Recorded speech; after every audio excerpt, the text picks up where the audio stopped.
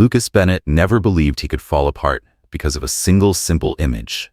But that morning, when he walked up to his daughter's grave, he froze. Under the shade of a big tree, Mila, the cleaning lady who had left his house more than a year ago, was kneeling in front of the headstone, her hands trembling slightly as she placed a bundle of wildflowers on the grass. Beside her was Noah, the 6-year-old who used to run around his house with Lily. The boy gently set a small stone on the grave, whispering something that sounded like a wish for Lily. Lucas Bennett, 45, was known by many as the Golden Man of Tech. He built his company from nothing and turned it into an empire the media praised non-stop. From the outside, his life looked perfect. A huge house, luxury cars, a bank account that never stopped growing. But inside that house, time had been drained away from the things that mattered most. Every day, Lucas left home early, even before the first light touched the living room window. He walked out in a rush, tightening his tie while answering emails, always wearing that urgent look as if the whole world was waiting for him to make the final call. He often heard Lily, his 8-year-old daughter, laughing in the kitchen or toys clattering on the floor, but he never stopped. Julia, his ex-wife, used to be the balance of the house. But 3 years earlier, she quietly packed her things and left. Not because she stopped loving Lucas, but because she was exhausted from raising their child alone in the very home they built together. When she said, "I can't keep living like this," Lucas thought she was being too emotional. He believed everything would work out, that work always needed to come first. He never realized that choice pushed him farther and farther away from his own daughter. After Julia left, Lucas had no choice but to hire a full-time cleaning lady to take care of Lily. That was when Mila Turner appeared, a 32-year-old woman with a quiet but warm nature. On the very first day they met, Lily clung to her as if they had known each other for years. Mila didn't just cook or clean, she became the second heartbeat of the house, something Lucas never noticed. Lily was a gentle 8-year-old who rarely asked for anything and almost never got upset. Maybe that was why Lucas assumed she didn't need him as much as he thought. But with Mila, Lily shared everything: new hobbies, tiny fears, and how much she missed her mom. She called Mila "my second mom" without hesitation. Mila listened and tried to answer with the most honest affection of a woman who understood the value of closeness. Mila had a 6-year-old son named Noah. When no one could watch him, Mila asked if she could bring him to Lucas's house. He agreed, thinking it wouldn't affect him anyway. But for Lily, Noah's presence became the bright spot of every long day. The two kids quickly turned into best friends who couldn't be separated. They set up tents in the living room, filled whole rolls of paper with drawings, and built Lego towns that Mila had to spend the whole evening cleaning up. Noah was always smiling, and Lily was gentle and patient, sometimes teaching him new words he still couldn't pronounce right. In every one of those moments, Mila stood nearby, watching over the two kids as if she were guarding something precious. Lucas only saw these scenes when he walked past the hallway. He often stopped for a few seconds, smiled faintly, then repeated his usual line, "Keep going, I have to work," and the office door closed again, cutting him off from the laughter he assumed would always be there. He was grateful to Mila, but only in the way a boss appreciates an employee. He never asked where Mila lived, whether she struggled, or how her days went with her son. He also never realized that Noah, the boy with the warm smile, saw Lily as the best friend he had ever had. And Lucas had no idea those peaceful moments would disappear so quickly, and that one day, long after, he would stand at his daughter's grave and see Mila and Noah kneeling there, carrying a kind of love he never had the chance to give back. He stood frozen at the sight of Mila and Noah beside Lily's grave that morning, and the memories of the days before came rushing in. The days when he never realized he was losing the most important thing in his life. Every afternoon, while he was still at the office, Mila and Lily would be in the kitchen together. Mila taught Lily how to stir batter, measure ingredients, and cut small pieces of fruit to decorate their dishes. Lily loved the feeling of doing things with someone, of laughing, of being guided. After dinner, the two of them moved to the living room for homework, then read stories before bed. Mila always kept Noah close, the boy coloring or building wooden models while Lily read a part of a story out loud for both of them. Lucas missed it all.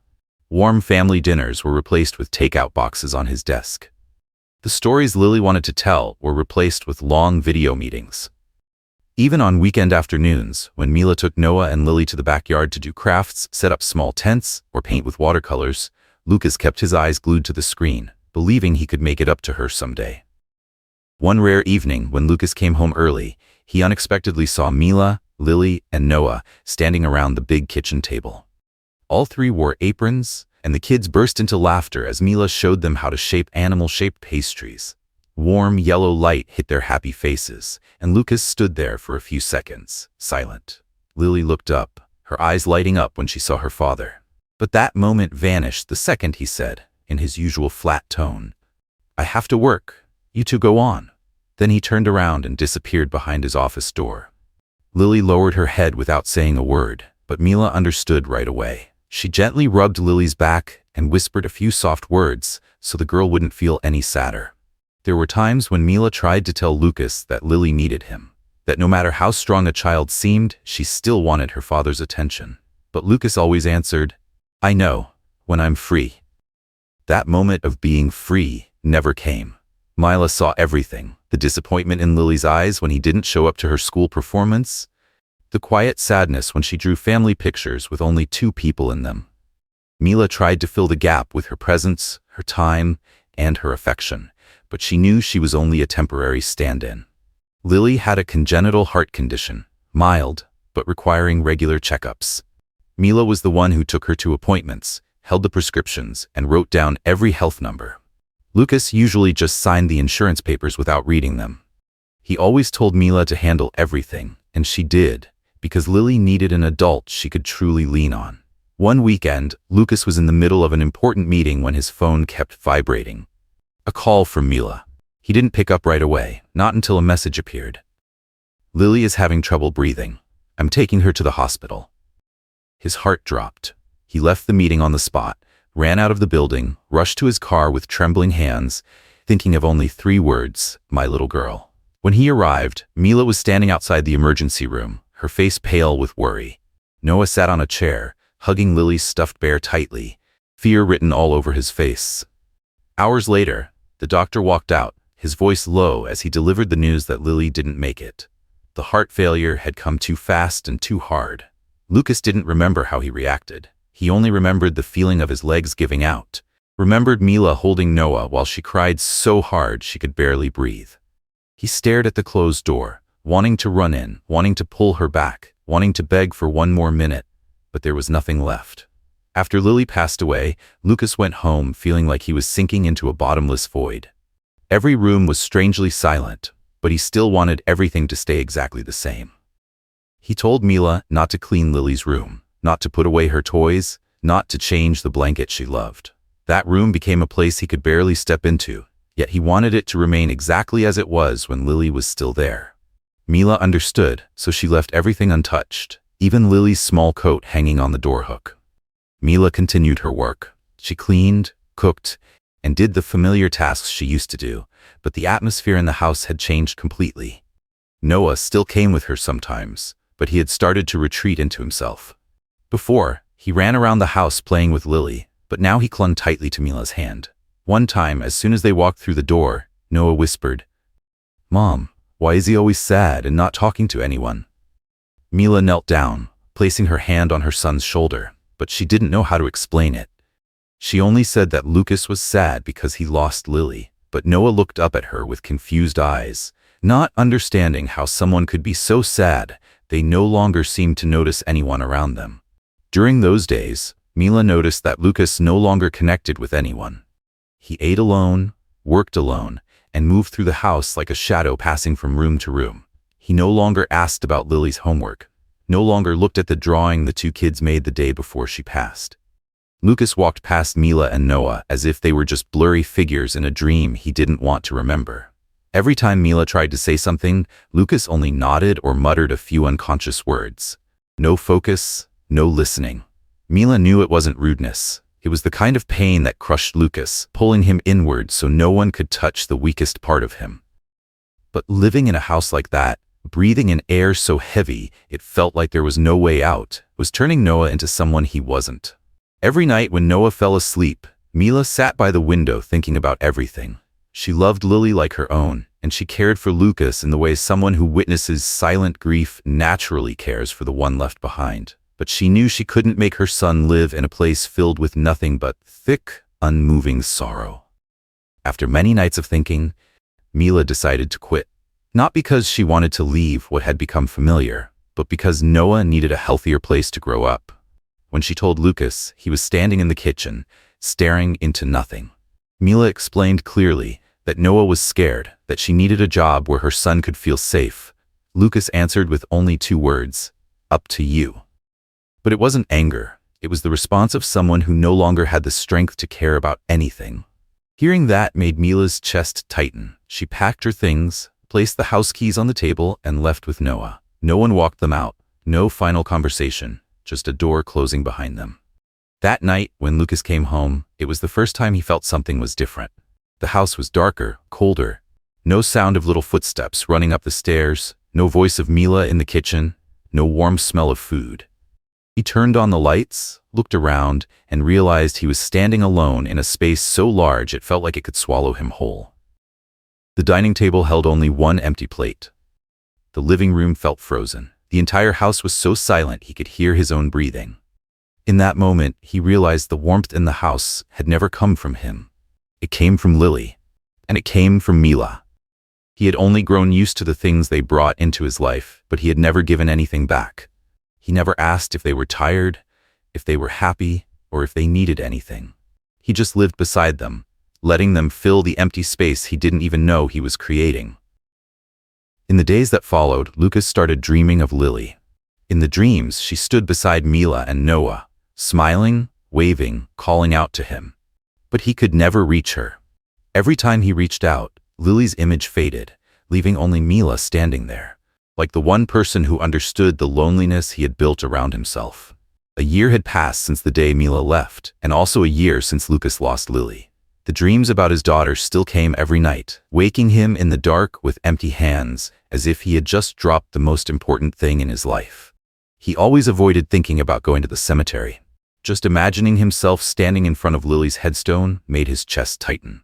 But on the exact 1-year mark, Lucas woke up with a feeling he couldn't run from anymore. He drove to the cemetery in silence, his heart heavy, as if someone had placed stones on it. The cemetery sat on a wide, quiet stretch of land, open and calm. A light breeze moved through the old trees, carrying the smell of grass and damp earth. Lily's grave rested under a big tree, where sunlight slipped through the leaves, scattering soft patches of light across the grass. Lucas slowed down when the familiar space came into view. He thought he would be the only one there that early morning. But as he got closer, he froze. Mila was kneeling in front of Lily's grave, her small back slightly curved, her shoulders trembling. On the grass lay a neat bundle of colorful wildflowers she had placed there, and beside it was a small fox toy Lily used to hold every night before bed. Noah stood next to her, placing a small stone on the headstone, whispering something Lucas couldn't make out. Just from looking, he knew it was a child's wish for the friend he still missed. Mila hadn't noticed Lucas yet. She reached out and touched Lily's name carved into the stone, her expression softening in the way only someone who still carried deep love could show. A tear slipped down her hand, light and slow, as if the weight of her longing had finally broken free. Noah turned to look at his mother, his eyes sad but patient, then held her hand as if trying to share her sorrow. Lucas stepped forward. The ground felt heavier under his feet.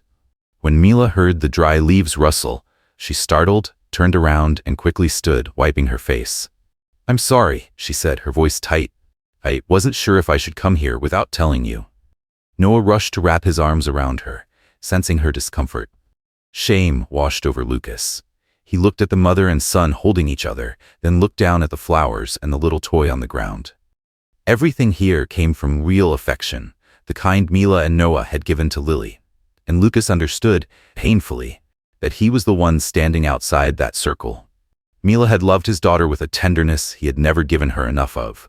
He had to lose everything to finally see it. Mila lowered her head, her voice soft. "Noah and I come here every month. Lily is a part of our lives." Lucas swallowed the heaviness rising in his chest. His throat was so dry he couldn't speak right away. Mila looked at him with eyes both sad and apologetic, as if afraid her presence might hurt him even more. Lily used to worry you didn't like her, Mila said slowly. She asked me many times if you were mad because she bothered you too much. Lucas froze, his face draining of color. Mila went on, but Lily believed that one day you would change. She always thought you just needed more time. Those words pierced straight into Lucas. He had never imagined his daughter carried a fear like that. He thought Lily was too gentle to be sad, too soft to know worry, but clearly she understood far more than he ever gave her credit for. He had let Mila hold all those worries for him, carry all the feelings he should have tended to himself. At last, Lucas's endurance collapsed. The emotions he had buried for a year surged out stronger than he could handle. He bent down, placed his hand on his daughter's grave, and cried for the first time in years. No coldness, no armor, no walls he had built around himself. Just the raw pain of a father realizing he had lost the most precious part of his life. Mila stood still, eyes filled with tears, but not stepping closer. She gave him his moment with Lily because she understood he was finally facing what he had been running from for a full year. Noah held Mila's hand, leaning against her, watching Lucas with a mix of innocence and sympathy. In the soft wind that passed by, the three of them stood together, each carrying a different kind of sorrow. And from that moment on, Lucas knew his life had turned onto a different path, a place where he could no longer pretend to be strong. After standing silently at Lily's grave for a long time, Lucas finally sat down on the stone bench nearby. Mila sat as well, and Noah leaned against his mother, keeping quiet in the way children do when they can feel the sadness of adults. After a while, Lucas turned to Mila, his voice low. "Why were you so close to Lily? I don't understand why she meant this much to you." Mila lowered her head slightly, as if choosing carefully how much she should say. She hesitated for a moment, then let out a soft breath. "When I first started working at your house, things were really hard. I worked full-time, but it still wasn't enough, because Noah was so little." Lily noticed before I ever said anything. She picked up on things quickly, almost like she could sense when someone was trying to hold themselves together. Mila let out a sad little smile. "Lily started giving me bags of snacks and saying they were leftovers from the kitchen. But later, I found out she bought them with her own savings." Lucas looked at Mila as if he were hearing a completely new language. He had never imagined Lily knew any of this. Mila went on, "She also spent time helping Noah learn to read. Every afternoon after finishing her homework, Lily sat with him until he could read whole passages. Noah adored her. He always said Lily was the smartest person in the world." Hearing that, Noah gave a small nod, his sad eyes brightening just a little. Lucas swallowed hard.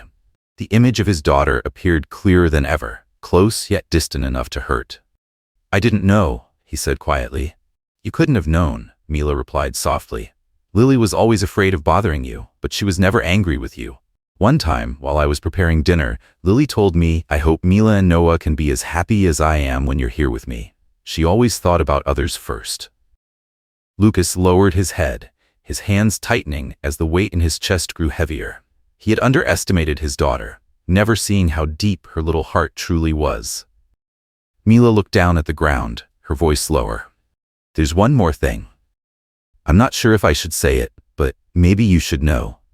Not long before she passed, Lily said she wanted to give you a drawing. The 3-person family picture she made. She said that if you came home early just once, she would give it to you herself. But that day..." Mila stopped, unable to continue. Lucas closed his eyes, his lips trembling. He remembered that drawing, remembered seeing it, but never asking who it was for. He always thought she drew random things. He never knew it was her last gift meant for him. Noah tugged on his mother's sleeve, then looked at Lucas. "Lily told me that if one day she wasn't here anymore, I should visit her like a real friend. She said friends don't leave each other, no matter what happens." His voice was small, but completely sincere. Lucas turned to the boy, and for the first time he saw Lily in every word Noah said, in the way he tried to hold on to the memories for both of them. Noah's sentence cut into Lucas like a blade, because it proved Lily had once thought about the possibility of leaving, and still wanted the people she loved to stay connected. Mila gently touched Lucas's shoulder. "I'm sorry for keeping these things to myself. I thought if I told you, it would hurt you even more. I just wanted you to have time to breathe, to stand on your own again." Lucas shook his head, avoiding their eyes and looking only at his daughter's headstone. No, you should have told me a long time ago. Because knowing these things, it finally shows me what I've lost. His voice tightened. I thought I was the one taking care of Lily. But it turns out she was the one taking care of all of us. Mila looked at him, her eyes wet but gentle. Neither of them said anything more. Only one thing was clearer than ever. The small kindness Lily left behind had become the thread pulling Lucas out of the endless void he had buried himself in. And that kindness, quiet and simple, was the very thing saving him from the emptiness he had been trapped in for an entire year. When the emotions finally settled, Lucas looked at Mila for a long moment. He had never had the courage to say what needed to be said, but now, in the quiet space of the cemetery, he felt he couldn't delay it anymore. He took a deep breath and said, "I'm sorry. Not just for not being there for Lily, but for treating you like someone who simply worked in the house when you were the one who stayed by her side through the last years of her life." Mila shook her head, not blaming him. But that apology made her shoulders tremble slightly, as if he had finally seen her true place in Lily's world. Lucas continued, "I want to help Noah. School costs, anything he needs. Let me take care of it." Mila held Noah's hand, thought for a moment, then said, "Thank you, but I don't want to accept too much. Just keep one thing, live better than before." That's what Lily wanted the most. Lucas lowered his head as if receiving a promise directly from his daughter. From that day on, Lucas's change came slowly but steadily. He started therapy after years of avoiding his own emotions. He learned how to talk about Lily without forcing everything back down. The evenings he once buried in a computer screen were now spent walking, reading, or simply letting himself breathe. He stopped working until he burned out. The late-night meetings faded away. He cooked his own meals instead of eating alone in his office. And when he began helping families who were struggling, he named the foundation after Lily, as a way for his daughter to keep living in this world through the kindness she once planted. Noah became a familiar part of that new life. Every month, Lucas and the boy went to the cemetery, bringing a small item Lily used to love. Noah often told Lucas stories about the games they played, the things Lily said, the little kid secrets Lucas had never heard before. During those moments, Lucas listened without missing a single word, as if he wanted to gather every remaining piece of his daughter.